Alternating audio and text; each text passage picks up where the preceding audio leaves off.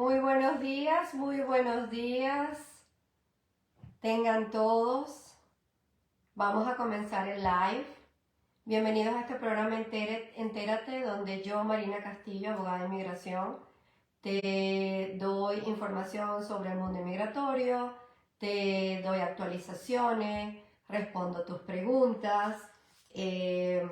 Ya habíamos anunciado desde la semana pasada que íbamos a responder preguntas el día de hoy.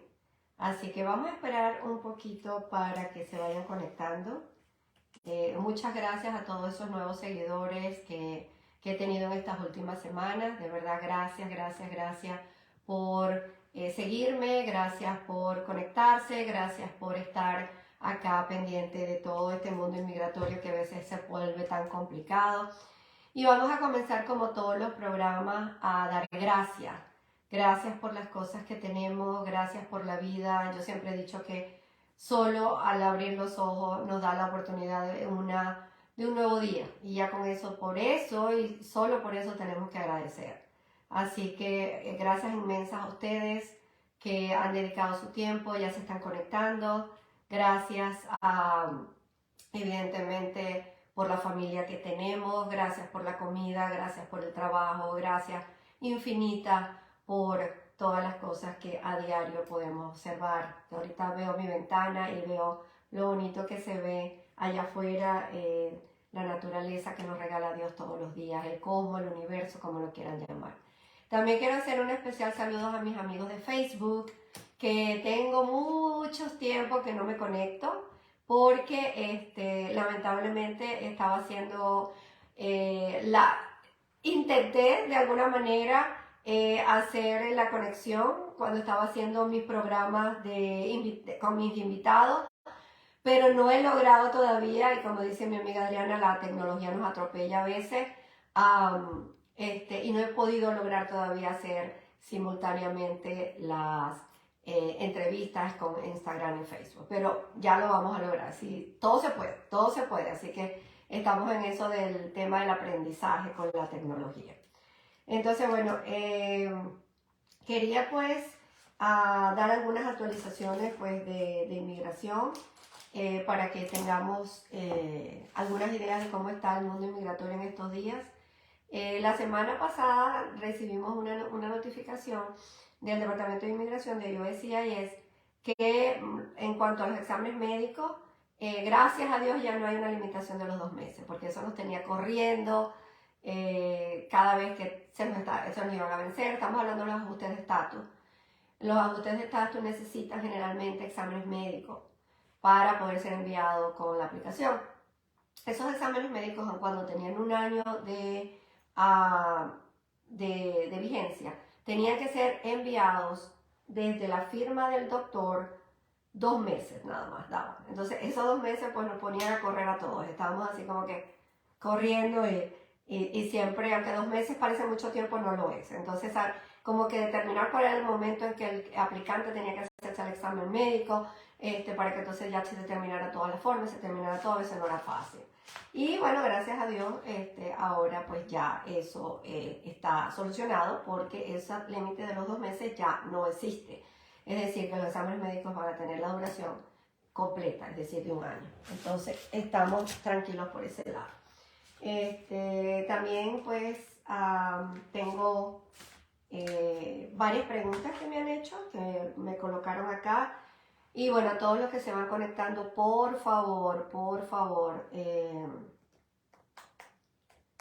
si tienen alguna pregunta, déjenmelo acá en el post y así vamos interactuando. La idea es esa, la idea es que hagamos una conversación, y no de una sola persona, sino una interacción, para que podamos entonces responder las preguntas que tienen ustedes. Les quería enseñar también esta taza hermosa que me regalaron. Miren, está bien bonita y bueno, hasta lágrimas me sacó. Dice, she believed she could, so she did it. Bueno, cuando me la regalaron, pues la idea era que me estaban pues diciendo que pues a pesar de todo, pues las barreras, ¿no? La barrera del idioma, porque llega uno acá a Estados Unidos y Y pues, a pesar de que haces cursos de inglés no es lo mismo, pues, que cuando llegas acá y como me pasó a mí, yo había hecho cursos de inglés cuando llegué aquí, Dios mío, ¿qué están diciendo, no? A pesar de todo, pues, uno va logrando saltar esos obstáculos y llegar a la meta. Entonces, una cosa de lo más importante de esta taza, y creo que me la voy a llevar todos los días a la oficina, es que dice, she believes she could. O sea, realmente créetelo, cree que puedes hacerlo. Yo creo que esa es la parte más importante. No importa lo que te digan, no importa lo que otros piensen, lo importante es lo que tú pienses y lo que tú quieras lograr. En mi caso, pues muchas personas me decían, pero oye, estudia para paralegal, ¿para qué tanto trabajo, tanto tiempo y tantos años, tantos sacrificios? Si igual si eres paralegal puedes ayudar a algún abogado y estar en un bufete. Y yo, no porque me sienta mejor que nadie, sino yo decía, tuve 12 años trabajando como abogado en mi país, sé que quería ser abogado desde los 9 años de edad. Cuando una vez una maestra me preguntó qué quería hacer en el futuro y me recuerdo claro que le dije que quiero ser abogado.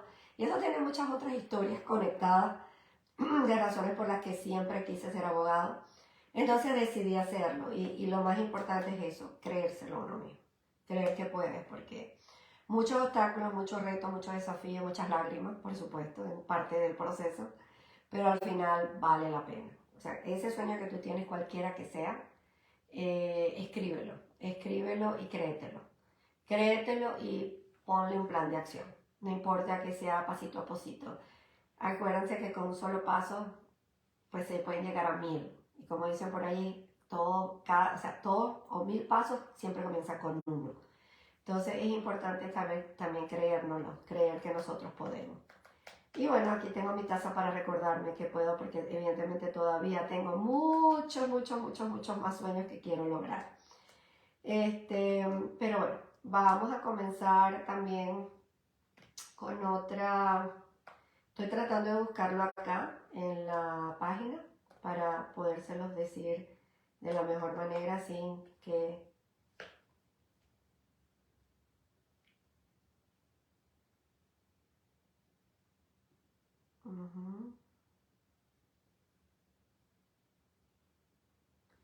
Denme un momentito que estoy buscando todo eso para dejarles saber. Entonces, mire, ya les voy a decir la fecha exacta. Esto fue el 6 de abril del año 2023. El Departamento de Seguridad Nacional, o Department of Homeland Security, sacó una resolución. Todavía, por supuesto, estamos esperando, es algo nuevo, no sabemos cómo se va a presentar, pero el Departamento de Inmigración saca una póliza donde establece que ciertamente hay muchas violaciones a las personas indocumentadas, ¿no? Y estas personas indocumentadas muchas veces tienen miedo a reportarlo porque, bueno, evidentemente, y gracias por los de Facebook, gracias por conectarse. Voy a tratar de hacer un programa, cuando haga uno de Instagram, voy a tratar de hacer otro en Facebook para que no me abandonen mis seguidores. Esa regulación de la que les estaba hablando, ¿verdad? Establece que hay que proteger a la fuerza laboral de los Estados Unidos. La mejor manera de protegerlo es otorgándole un beneficio migratorio, sobre todo cuando hay violaciones en los lugares de trabajo. Entonces, violaciones de la ley, cuando se explota, vamos a llamar las cosas por su nombre, cuando se hace explotación de trabajadores en los lugares de trabajo, ¿ok? Entonces, el Departamento de Seguridad Nacional, o el Department of Homeland Security, anunció recientemente que está trabajando en un beneficio migratorio para estos trabajadores que puedan reportar cuando estas explotaciones o estas violaciones a la ley del trabajo ocurren en sus sitios de trabajo.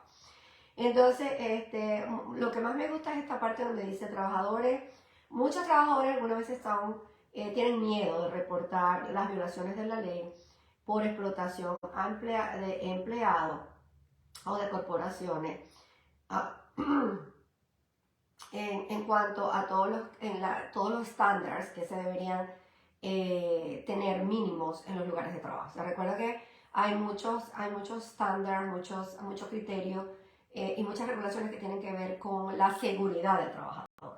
Entonces, no necesariamente es que a la persona, como dice, no, hay una violación al trabajador porque lo gritan, porque lo humillan, no necesariamente. También hay violaciones cuando esa persona no tiene todas las herramientas necesarias para poder estar seguro en su lugar de trabajo. O sea, estamos hablando de una persona que se monta en un techo, un roofing, o los ruferos, como los llaman. Saludos a todos los ruferos. Estas personas tienen que montarse arriba y trabajar, por supuesto, en las alturas. Y a veces no tienen los equipos, a veces no tienen los equipos para poder estar seguros, y generalmente son arnés que tienen que estar pues agarrados por si acaso resbalan. Pues todo eso puede ser violaciones a la ley del trabajo. Entonces, y en ese sentido ellos están trabajando para otorgar, o sea, el Department of Homeland Security, para ofrecer una protección discrecionaria, case by case, para aquellas víctimas que no tienen una autorización de empleo y por lo tanto son más vulnerables para poder ser pues todas estas instrucciones que les dije, todos estos hechos que les dije sean violados.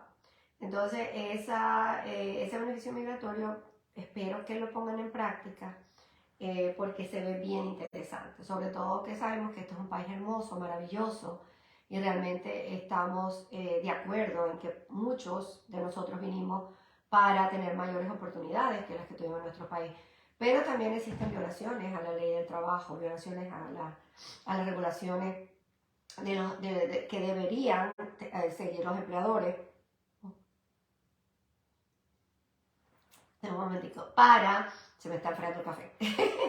En realidad café con leche, así que no tomo café negro, por si acaso. Para que estos empleadores pues no sigan cometiendo este tipo de violaciones. Entonces, hasta ahora pues solamente tenemos ciertos conocimientos de que hay que reportar a las agencias laborales, es lo que tenemos en general. Y hay una acción que se llama acción diferida, que no es solamente los de DACA. Acción diferida es un mecanismo que existió en la ley por muchísimo tiempo, que permite a las personas que sean elegibles poder estar en los Estados Unidos y ser protegidos contra la deportación. Entonces, aparentemente, este beneficio le va a dar la oportunidad a estos empleados que han sido o que sus derechos han sido violados de poder realizar una solicitud para que se le dé una acción diferida y que se pueda tener un permiso de trabajo. Que ¿quién no quiere un permiso de trabajo? Evidentemente muchas de las personas que llegan a mi oficina es, abogada, ¿cómo puedo obtener un permiso de trabajo? Y siempre les digo, los permisos de trabajo no vienen solos. Los permisos de trabajo siempre están adjuntos a un beneficio migratorio. Entonces, en este caso, se está hablando de la acción diferida para estos empleados. Evidentemente tienen que reportar, es una prosecutorial discretion, lo que significa es que es una discreción de los oficiales, por supuesto, determinar si esa persona va a tener este beneficio, pero todavía nos falta mucha información, como dónde reportar, cuáles son las agencias, qué más necesitas además del reporte, todas esas cosas.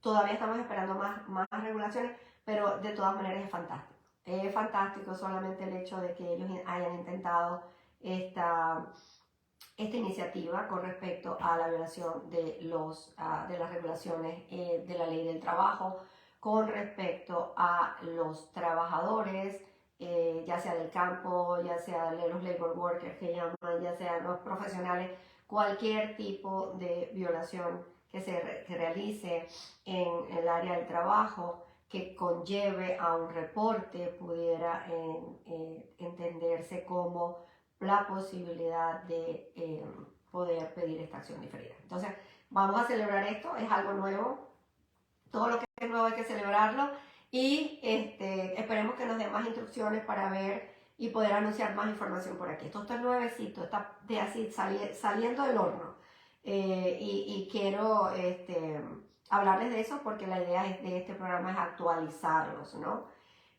Bueno, lo otro es qué está pasando con los paroles. ¿Qué está pasando con los paroles? Que todo el mundo me pregunta. Bueno, el parol humanitario para estos 4 países, Nicaragua, Haití, Cuba y Venezuela, la verdad es que ha sido un proceso relativamente fácil para poder someterlo, pero bastante tedioso en el momento de poder a recibir las notificaciones, de poder comunicarse con el Departamento de Inmigración en cuanto a estos casos,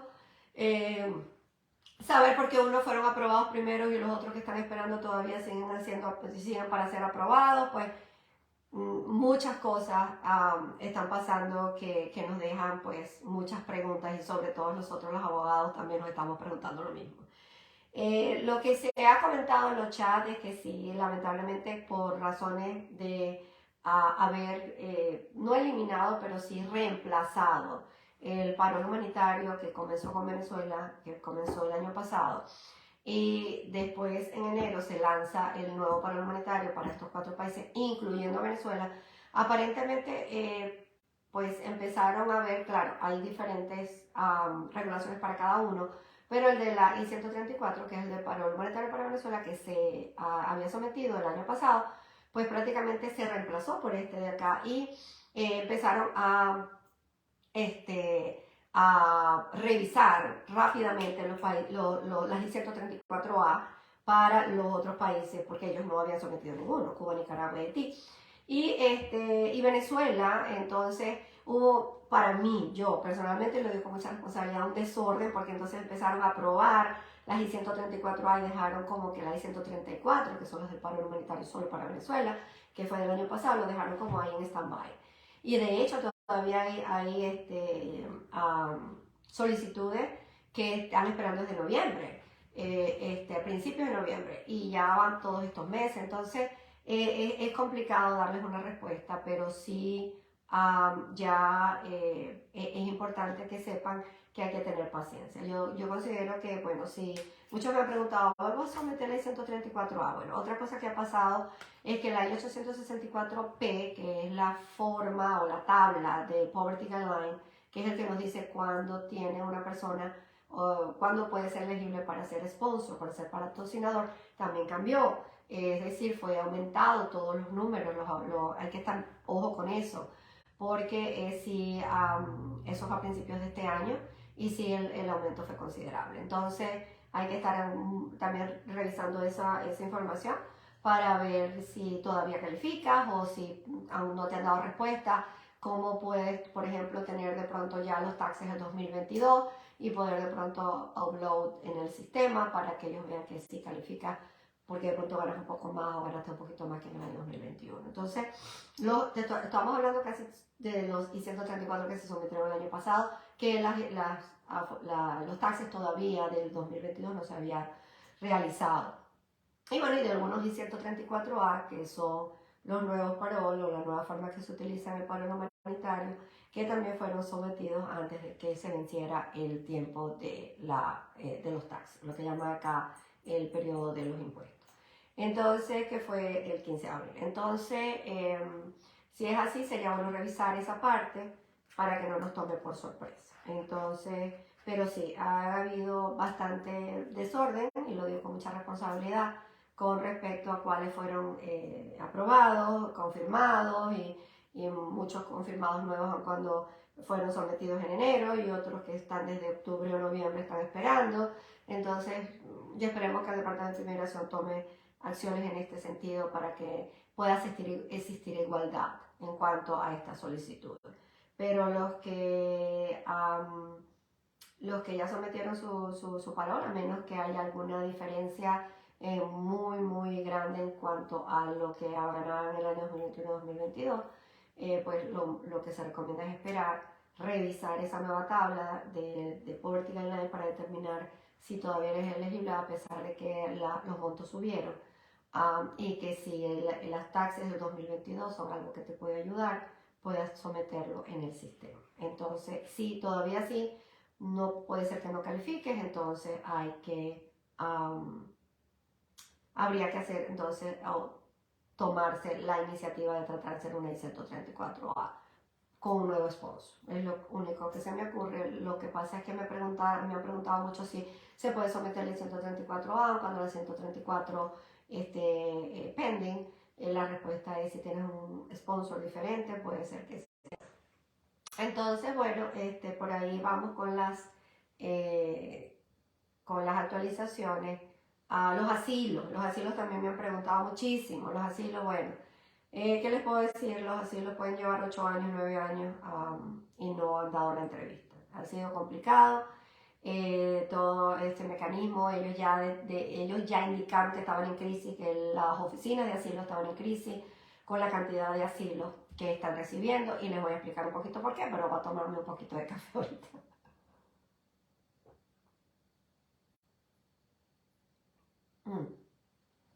Sucedió que evidentemente con la crisis que hubo en la frontera, o que hay en la frontera, muchas personas entraron a los Estados Unidos en base a diferentes razones o con diferentes razones, o por diferentes razones internas del Departamento de Inmigración, Customs Border Protection. Lo cierto es que evidentemente esas personas que entran por la frontera son puestas en un proceso de deportación, que por cierto mucha gente no lo sabe, así que hay que explicarles eso, porque mucha gente se sienta en mi oficina y me dice, bueno, a mí me dejaron pasar, mire, aquí me dieron mi permiso de asilo. Y yo, no, usted no le dieron un permiso de asilo, usted entró y explicó que sus razones por las que vino a Estados Unidos fue porque estaba siendo perseguida o por lo que quiera que sea. Lo dejaron pasar para que usted defienda su caso ante un juez, en un proceso de deportación. Y cuando les digo proceso de deportación, se quedan así. Yo les digo, no es que los van a deportar, es que así se llama el proceso de deportación. Uno nos dice removal proceeding, proceso de remoción, si lo quieren traducir, pero así se llama, denomina el proceso donde usted va a defender su caso de asilo ante un juez que va a decidir si ciertamente ese caso tiene razones suficientes para que se lo apruebe. Entonces, eso es importante aclararlo. Todas las personas que entran por la frontera que no tienen una visa, que no tienen un permiso para entrar a los Estados Unidos, son puestos en un proceso de deportación, y ese proceso de deportación es lo que está creando toda esta crisis, como el Departamento de Inmigración también, porque los jueces también están en crisis, tienen muchísimos casos, son muy pocos jueces, y ya han determinado también, y lo han anunciado, que tienen una crisis en cuanto a, pues, a su departamento también. Pero entonces lo que está pasando es que cuando CBP, que son los que están en la frontera, envían esos casos al juez, a veces tienen tantos casos que no los están enviando sino más de un año o cerca del año. ¿Qué sucede? Que la persona tiene un año para someter el asilo desde el momento que pisa Estados Unidos, no desde el momento que el caso llega al juzgado. Entonces, ¿qué sucede? Que precisamente para evitar que se viole el derecho de un aplicante de asilo, ellos hablaron los tres, el Customs Border Protection, USCIS y la corte, que es UIR, así es son las iniciales de ese departamento, ¿no? Dijeron, bueno, ¿qué podemos hacer aquí? Porque tampoco le podemos violar el derecho a las personas que van a tener una corte, o que vamos a mandar todos esos casos quizás aún después del año.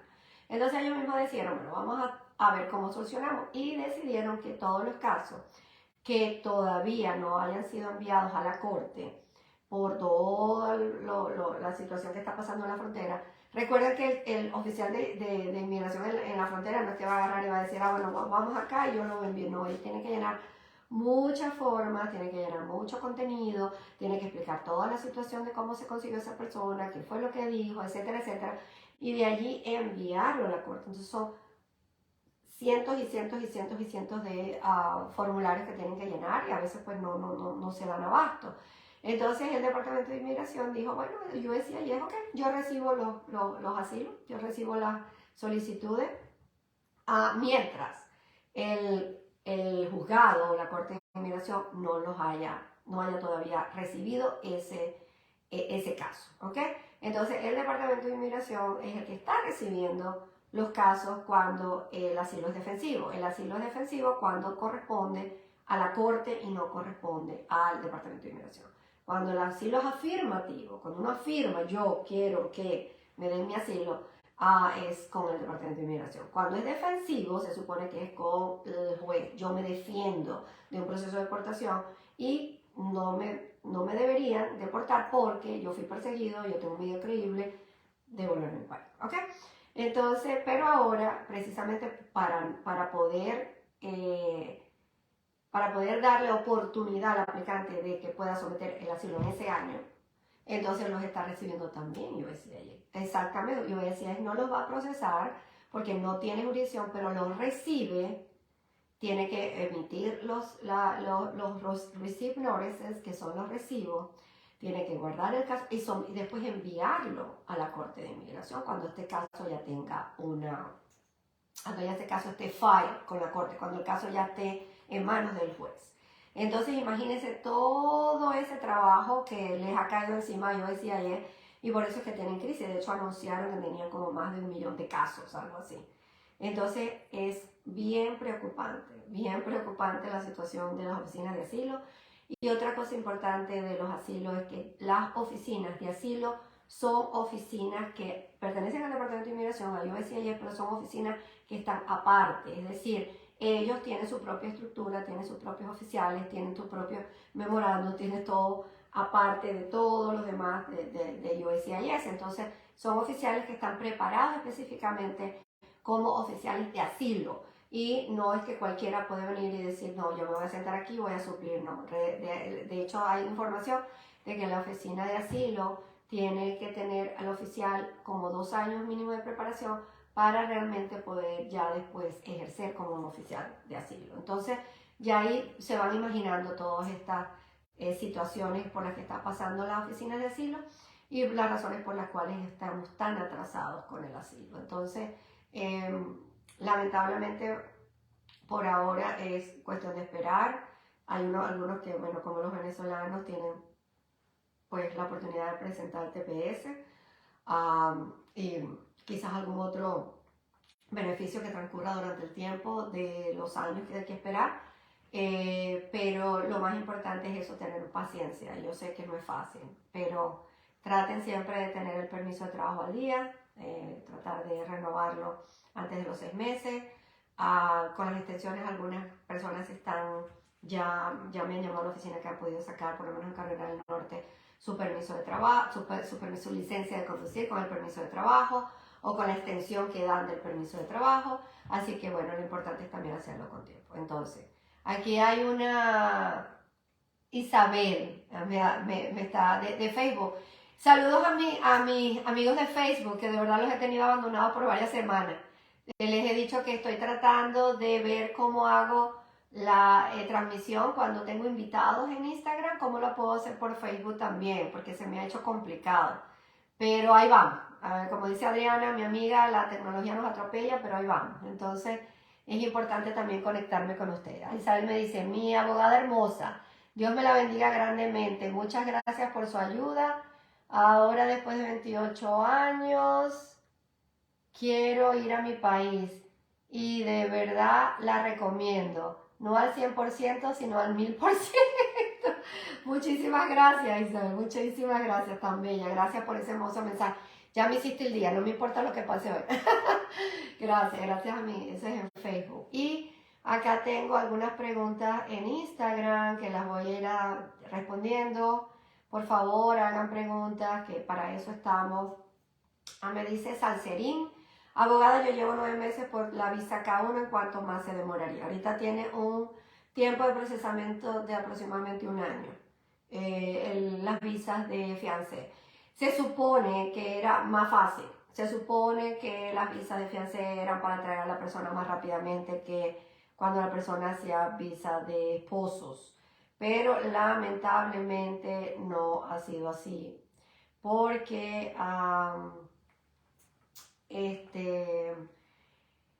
recuerden que con el COVID los consulados y las embajadas fueron cerradas, muchas de ellas. No fue como la situación de USCIS, que la USCIS ciertamente cerró las puertas para no atender entrevistas, pero muchos de los oficiales trabajaron desde su casa etc. En las embajadas y los consulados, recuerden que son oficiales de Estados Unidos, los que son de Estados Unidos que van y viven en ese país para poder ejercer sus funciones. Entonces, ¿qué sucede? Que, bueno, lamentablemente muchos de los países, y sabemos como latinoamericanos, que pues nos costó mucho aquello de la vacuna, empezar a vacunar a toda la población, bueno, y también hay muchas opiniones contradictorias con respecto a la vacuna, pero bueno, lo cierto es que no se empezó de inmediato como en Estados Unidos y por seguridad las embajadas y muchas de las embajadas, muchos de los consulados cerraron las puertas y trajeron a esos oficiales a Estados Unidos de regreso. Entonces fue que cerraron, no fue que no vamos a trabajar desde la casa, ¿no? Entonces eso complicó mucho de los casos y por supuesto de ahí llegan los backlogs o esas listas de esperas enormes y una de las afectadas, por supuesto muchas de las visas, también otras visas fueron afectadas, pero una de las más afectadas fue la visa de fiance porque lamentablemente debido a esa lista de espera por haber cerrado consulados y embajadas en el exterior de Estados Unidos, o sea, las embajadas y los consulados de Estados Unidos en el exterior, evidentemente se volvieron esas listas de esperas enormes. Entonces sí, es aproximadamente el tiempo de un año. Dice aquí, dice, buenos días, ¿su oficina trata cambio de estatus F1? Sí, si hablamos, me imagino que es un cambio de visa de turista a un cambio de visa de estudiante, y sí lo hacemos. Aquí hay otra pregunta, buenos días, la visa EB2, ¿podemos aplicar todos los que somos profesionales? No necesariamente, o sea, evidentemente uno de los requisitos es ser profesional, pero hay que demostrar también, dependiendo, en la EB2 tiene varios tipos, en la misma EB2 de divisiones. Yo no sé si te estás refiriendo a la National Interest Waiver, que es parte de la EB2, que no necesita un patrocinador. Les iba a hablar con respecto a eso. Sí, en la categoría, me imagino que la pregunta lo que significa es cualquier profesional. Si hay algo que tenga que ver con algunos profesionales por encima de otros, no. Todos los profesionales o la mayoría de los profesionales pueden aplicar por la EB2.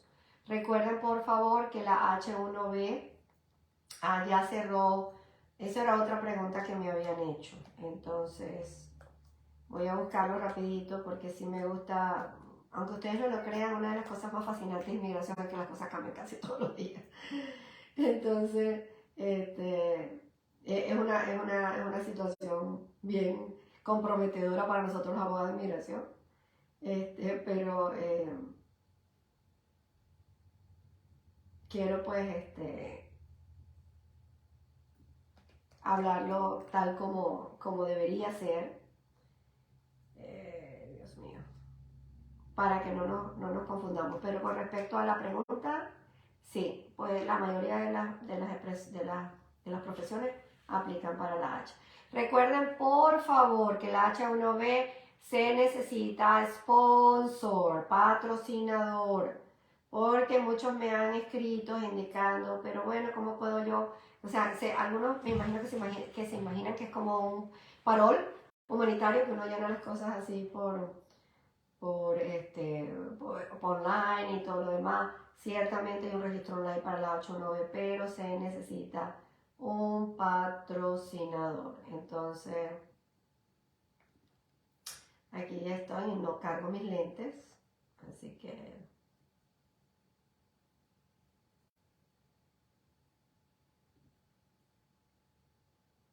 Pero aquí tenemos...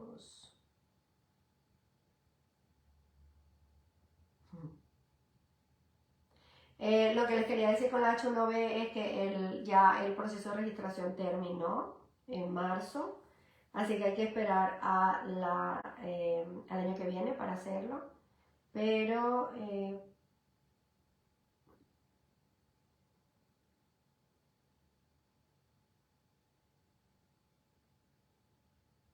aquí lo estoy. Bueno, señores, vamos a hacer un programa de H1B solamente para eso, para poderles dar, porque sí, ciertamente es importante decirles que hay excepciones. Recuerden que siempre les digo, toda regla tiene su excepción, ¿verdad?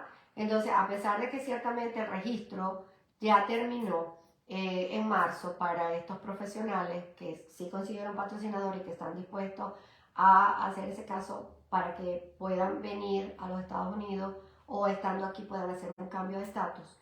Lo importante es que sepan que también hay secciones y me gustaría hablarles de esas excepciones, pero realmente es bastante larga la información y lo prometo hacerlo para el próximo programa, para poderles seguir respondiendo las preguntas. ¿Cuánto se demora una visa de estudiante? Pues mira, la visa de estudiante depende si es un proceso consular, o sea, si se está haciendo desde la embajada o se está haciendo aquí como cambio de estatus. Si es un cambio de estatus como lo que me está preguntando esta chica, de una visa de turista a una visa de estudiante, pues puede llegar a... El último que me aprobaron duró 8 meses para darme una respuesta. Entonces hay un tiempo de procesamiento mayor de 6 meses. Es importante que sepan que la persona cuando hace esta solicitud tenga que hacerlo antes de su tiempo, que su tiempo de estadía se venza. Porque pues si se vence su tiempo de estadía ya no lo podrá hacer, no puede hacer ese cambio de estatus o solicitud de cambio de estatus y que va a quedar esa persona en el limbo. También es importante que sepa que no puede comenzar a estudiar. Tiene que, por supuesto, aplicar a la universidad, obtener su I-120, pero no puede registrarse, porque al registrarse prácticamente estás cometiendo una violación a la ley, porque con los como visa de turista no deberían estudiar, o por lo menos estudiar estas materias con crédito, ¿no? O estas materias que necesitan una visa de estudiante. Pueden, por supuesto, hacer cursos de inglés, de esos que son gratuitos para mejorar el idioma y todo eso, pero no deberían. Aquí hay otra pregunta. Cambio de estatus, visa de estudiante, ¿qué tiempo promedio de espera tiene? Ya hablé que eran 8 meses. Está candente los temas de la visa de estudiante. Muchos que se quieren quedar estudiando en Estados Unidos. Sí, respecto a la visa B2, ¿cuánto tiempo se demoraría? ¿Cuáles serían los requisitos y cómo es el tema de los costos? Oh, Dios mío, este sí se fue. Bueno, quiero SOT. Ok, te respondo por parte. El tiempo que se demora la EB2 depende si necesita certificación laboral o no necesita certificación laboral. Si es la EB2, que es National Interest Waiver, y no necesita una certificación laboral, probablemente estamos hablando de unos 10 meses o un año. Pero si es la de Labor Certification, la que necesita una certificación laboral, estamos hablando de más tiempo porque el patrocinador o el empleador tiene que someter esa solicitud ante el Departamento del Trabajo antes de someter el caso al Departamento de Inmigración. Entonces estamos hablando de, por supuesto, mucho más tiempo. Y las certificaciones laborales llevan su tiempo de preparación porque hay que publicar, tiene que haber publicaciones en las cuales esas publicaciones se está haciendo un proceso de reclutamiento y en base a ese proceso de reclutamiento es que podemos determinar si la persona realmente cumple con todos los requisitos para demostrarle al Departamento de Inmigración que no le está prácticamente quitando el trabajo a ningún residente permanente o ciudadano americano de los Estados Unidos. Es decir, que esas calificaciones que tiene, que esa experiencia que tiene es tan alta que ninguno de los candidatos que se presentó en ese proceso de reclutamiento tiene las calificaciones necesarias para poder realizar el trabajo o la posición de trabajo que se requiere. Entonces, lleva su tiempo, por eso te digo, depende de cuál de los dos, si es con certificación laboral o sin certificación laboral. Si es sin certificación laboral, estamos hablando de la EB2 National Interest Waiver y es complejo, ese caso es bastante complejo.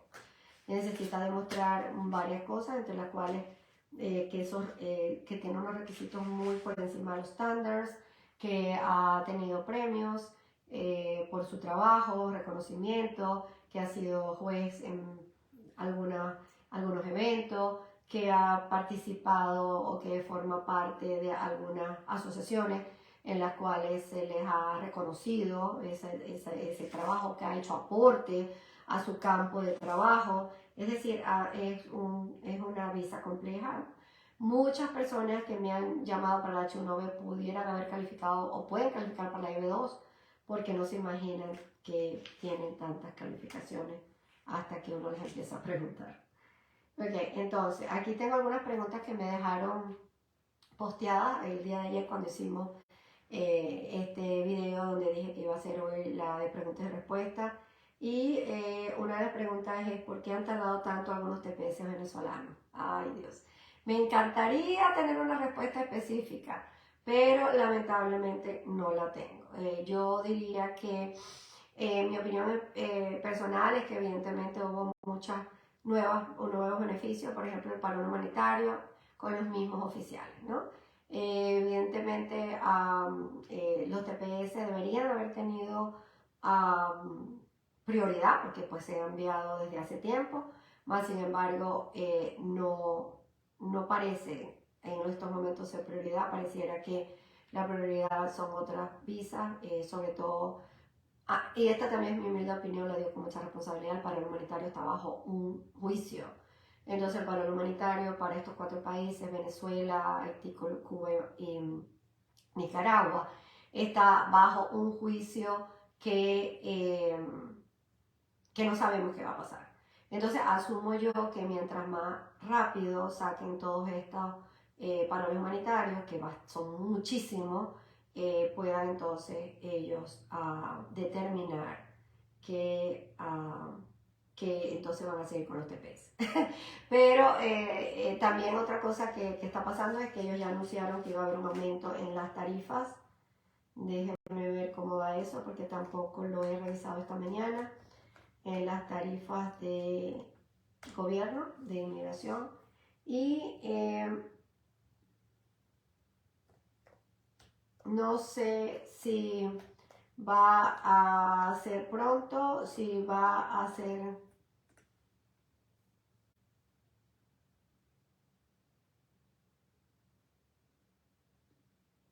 Okay.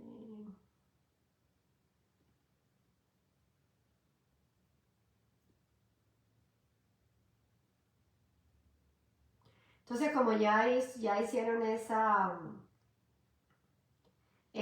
anuncio, entonces la idea y lo que ellos quieren hacer es poder contratar más oficiales. La idea es que, bueno, eso es algo que pues, ellos han repetido muchas veces, que el Departamento de Inmigración es un departamento autosustentable. ¿Qué significa autosustentable? Que ellos mismos, con el ingreso que ellos tienen, es con ellos los que pagan a sus oficiales, los que pagan sus despensas, gastos, etc. ¿Qué sucede? Que la tarifa del gobierno, y ahí sí me voy a poner, y yo sé que no les va a caer bien esta opinión porque yo siempre estoy del lado de nosotros, pero ahí sí me voy a poner del lado del Departamento de Inmigración. Las tarifas no han subido desde hace mucho tiempo. En el 2020 intentaron al finales, pero una corte federal bloqueó ese intento de subir las tarifas porque estábamos en plena pandemia. Había muchas personas que habían perdido su trabajo y había muchas compañías que habían cerrado inclusive. Entonces dijeron, bueno, ahorita no es el momento. Pero bueno, ya han pasado casi 3 años desde esa oportunidad, bueno, 2 años y medio, casi 3. El tiempo va volando. Entonces, yo creo que ahora ya las excusas como que no son muchas. Y yo pienso que sí es hora de que se aumente esas tarifas si realmente la intención es contratar más oficiales para que puedan decidir, adjudicar todos estos casos, incluyendo los de TPS que están paralizados porque no se dan abasto. Entonces, bueno, eso es lo que les tengo por ahí de USCIS. Otra pregunta que me hicieron, si solo es inglés básico me impide aplicar, si solo tengo inglés básico, me imagino que esto es de la H1B. Bueno, recuerden y vuelvo a repetirlo, las H1B necesitan patrocinador. Dependiendo de la descripción del trabajo, hay empleos que probablemente sí requieran un inglés más avanzado. Pero también sabemos que hay zonas como por ejemplo Miami, que pues yo tengo una amiga que me decía, yo no sabía que yo no hablaba inglés hasta que vine a Carolina del Norte.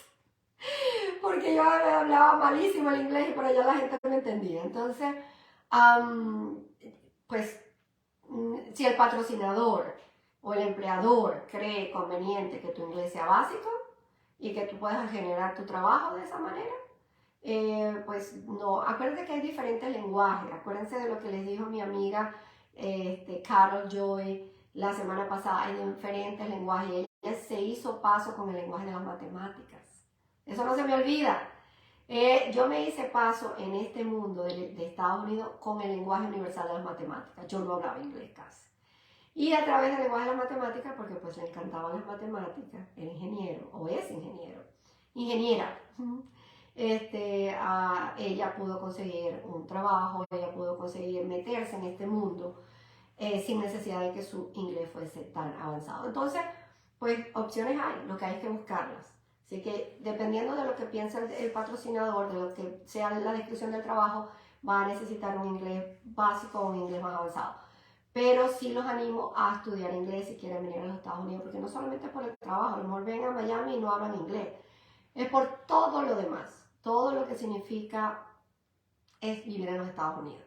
O sea, realmente mi recomendación es aprender el inglés, es un sueño que tú tienes, porque a pesar de que es difícil, no se crean que yo un día me desperté y dije ya sé inglés, o sea, no igual que ustedes. Yo tuve, sobre todo este chico o esta chica que me escribe que solo inglés básico, también tuve mi inglés básico. También hablaba como un bebé. Imagínate lo frustrante que es para un abogado que generalmente está asociado con la habilidad del habla, con la habilidad del lenguaje. Cuando una persona quiere ser abogado, generalmente una de las habilidades que puede tener o que generalmente por lo cual uno se siente orgulloso es esa habilidad. Entonces imagínate llegar a un país donde tú hablas pero como un bebé, después de tener no sé cuántas palabras en tu vocabulario. Todos hemos pasado por eso, así que anímense. Sí se puede, sí se puede. Lo que pasa es que poner esfuerzo, a veces hace falta unas lagrimitas, caerse, levantarse, pero sí se puede. Así que bueno, yo creo que ahí lo que les dije al principio, lo que dice esta taza, ¿se acuerdan lo que les dije? She believed she could, so she did. Ella creyó que lo podía hacer y lo hizo. Entonces, acuérdense de eso. Si ustedes lo quieren, si ustedes lo creen, convénzanse a sí mismos y vamos por ello. Definitivamente lo importante es lograr esos sueños. Otra de las preguntas que me hicieron fue, ¿tengo permiso de viaje? ¿Solo tengo TPS? ¿Puedo ir a Colombia? Pues necesito mucha más información para saber, me imagino que es un TPS de algún país centroamericano o un país de Venezuela. Si ya tienes tu permiso de viaje, sí puedes viajar a Colombia, porque pues yo no creo que Colombia sea un país que esté limitado. Lo que sucede con los tepecianos, sobre todo los venezolanos, que muchos tienen asilo, la idea es no ir al país de origen, porque el ir al país de origen, por ahora, los que tienen asilo, significa que, pues, si vas a tu país es porque ya no tienes miedo. Entonces, eso puede ser contraproducente para tu caso de asilo. Hay muchos TPS que tienen muchos años con el TPS, países centroamericanos, ellos pueden viajar a sus países de origen. ¿Ok? Yo he hecho muchos de esos permisos de viaje, pero no son personas que tienen un asilo pendiente. Entonces, la respuesta aquí es depende de la situación. Si eres un tepeciano venezolano y tienes un permiso de viaje y quieres ir a Colombia, puedes hacerlo, pero acuérdate siempre del asilo y recuerda el permiso de viaje siempre tiene que ser para un país definido. Entonces no sé en base a qué se hizo ese permiso de viaje, hacia dónde dijiste que ibas a viajar, etc. Entonces, pero generalmente es así.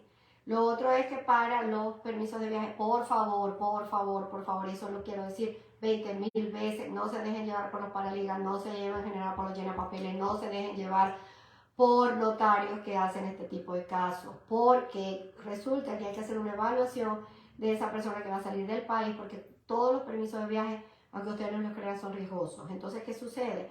Que la persona que después que está afuera, ya no es mucho lo que puede hacer. Entonces, hay que hacerlo antes, hay que revisar cómo entró esa persona. Entró por la frontera, entró con una visa, si entró por la frontera, esa persona la prendieron, la agarraron, ¿qué sucedió? Hay un caso, por ejemplo, ahorita que estamos revisando de un FOIA, porque se pide, pues ese es el FOIA es para solicitar los récords, de una persona que tenía entendido, pues hay maneras de interpretar las cosas, y su interpretación fue, sí, yo entré por la frontera, sí me agarraron, sí me pusieron en deportación, pero mi caso está cerrado. ¿Dónde está ese cierre? ¿Dónde está? Se llama Administrative Closure, tiene TPS. ¿Dónde está? No lo tengo, yo sé que me dijeron, vamos a buscarlo. ¿Ok? Vamos a buscarlo con documentos en la mano, te dejo salir, te hago tu permiso de viaje. Porque pues uno no sabe, acuérdense que el Departamento de Inmigración es el USCIS es el que da el permiso, pero CBP, que es el que está en las fronteras y en los aeropuertos, es el que te deja entrar. Entonces no queremos sorpresa a los abogados de inmigración, aun cuando te digan sí, puede ser el permiso. Todos los que han tenido permiso de viaje lo ven en las letricas que dice, este permiso de viaje le da autorización para viajar, pero no nos hacemos responsables si la persona es inelegible para que pueda volver a entrar. Es una hoja, tamaño carta, tiene la foto, tiene toda la información, y en estas letricas de abajo dice todo eso, te lo está advirtiendo. No nos hacemos responsables, le damos permiso de viaje, pero ya eso depende de ti si eres elegible o no elegible para que te dejen pasar. Entonces, no lo hagan con notarios, por Dios.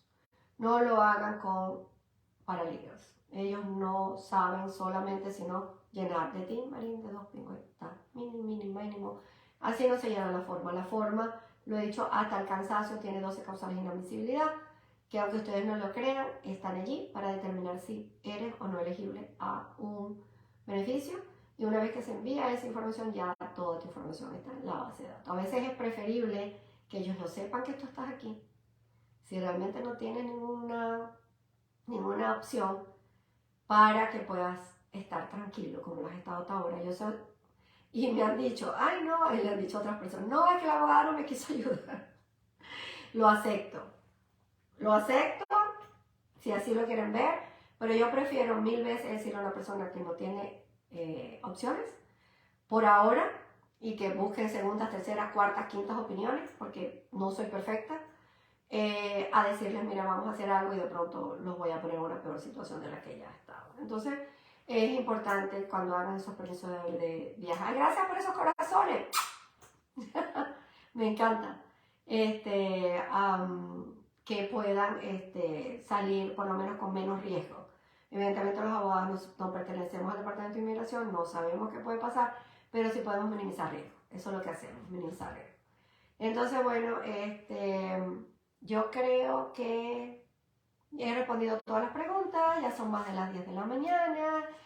Quiero hablarles de este libro, de La Quietud Habla. Este es un libro que me recomendó mi amiga Alejandra, con la cual vamos a tener prontamente otro live y aquí peleando con Facebook para ver cómo hago para poder transmitir también esos lives que hago con invitados. Me encanta este libro, se lo recomiendo. Voy a leer algo, lo primero que me salga, para que podamos terminar el programa. Es bien reconfortante leer este tipo de libros porque nos ayuda a, como la frase lo indica, La Quietud Habla, a calmarnos, a sentir quietud. Tanta turbulencia que vivimos todos los días, con tantos desafíos, con tantos retos, a veces bien complicado respirar, a veces es complicado callar la mente, a veces es complicado tener un momento de paz. Entonces es importante también dedicarnos ese tiempo a nosotros, porque no es solamente salir a luchar con todas las cosas que tenemos en el día a día, también es importante cuidarnos y cuidar nuestra salud mental.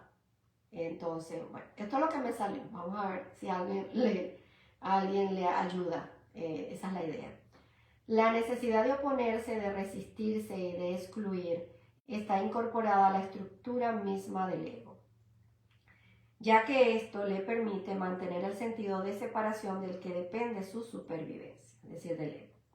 De modo que yo voy contra el otro, nosotros contra ellos. El ego necesita estar en conflicto con alguien o algo.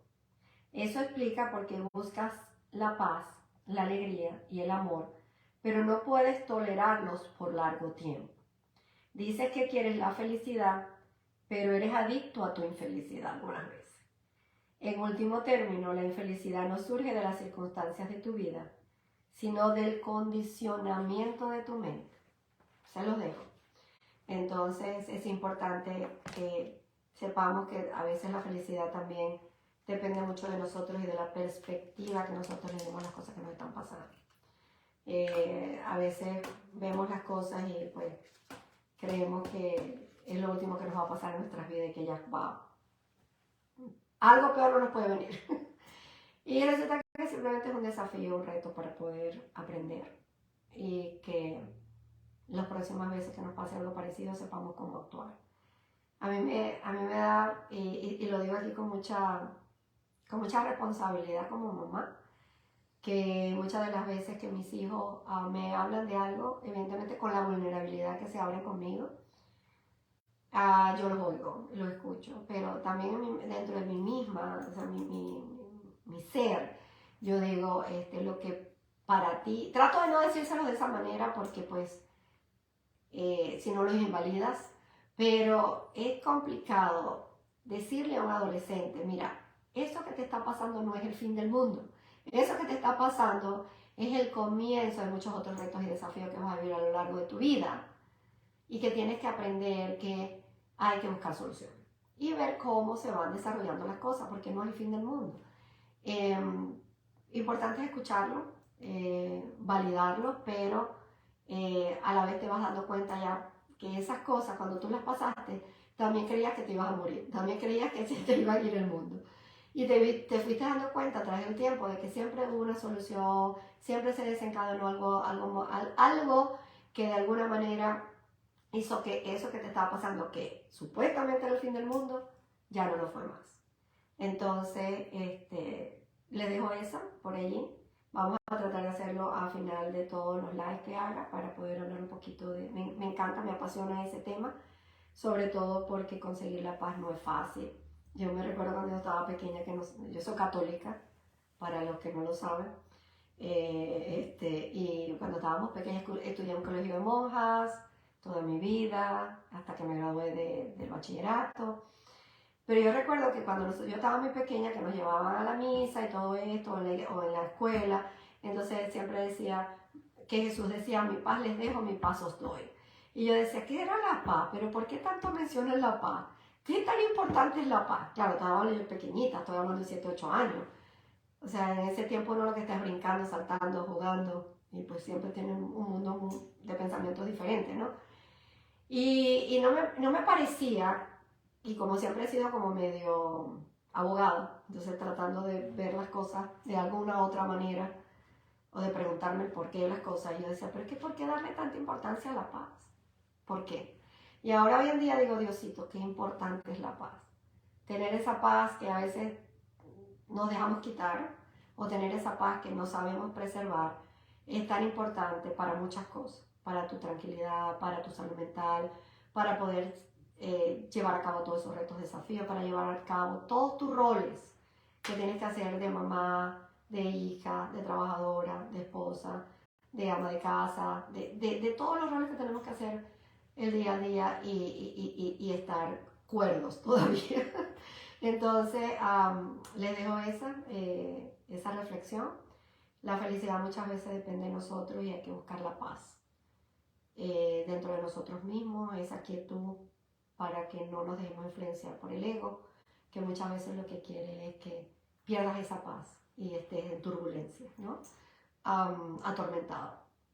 Entonces, bueno, vamos a seguir invitando. Yo creo que el miércoles que viene tenemos un invitado un autor venezolano, que lo vamos a tener para que nos hable un poquito de ese mundo también, de ese mundo literario, que también me encanta. Entonces, y lo vamos a estar anunciando por acá para que nos sigan. Voy a estar peleando con Facebook, no con Facebook, conmigo mismo, para ver cómo lo transmito en Facebook. Pero por ahora, bueno, bendiciones en sus hogares, bendiciones en sus trabajos. Que Dios me los cuide, el universo, el cosmos, como lo quieran llamar, que pasen el resto de la semana feliz junto a sus familiares y amigos.